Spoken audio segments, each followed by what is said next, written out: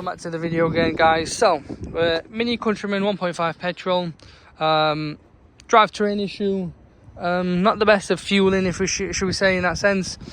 If you're getting this and you are getting P0030 12B104 and you are getting heater control circuit bank 1 sensor 1, okay, I'll show you where it is as a guidance and then you guys can work from there.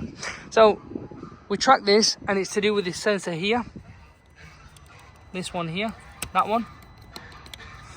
There's a few ways around it. So that's the sensor, okay, there. So you can replace this with an OEM original one, not this one, guys, not this one, that one, okay, it's there.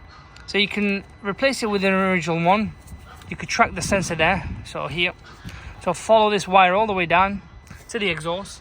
It's the first one on the exhaust by the sounds of it, looking at this sensor one, so it's the first one on the exhaust at the top. Replace it with an OEM original, because you don't want aftermarket, because you'll be in the same boat.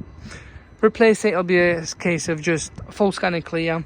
You can reset the adaptions as well. I'm using the ICOS or C Ultra P anyway, guys, but you can certainly reset it, go for a thorough drive. If that doesn't work, and if you're getting the code over and over again and you're not getting anywhere, it could be to do with the wiring loom. But then again, there's ways around it. But it's up to you. It's down to your judgment and whatnot. You can certainly map them out. I know people that do map them out, and when you map it out, obviously you don't have to go for power. You just map this fault code out, eliminate it, and you won't get the warning on the dash, nor on here as well. But that's where it is. Trace it down to the exhaust, and there you go, guys.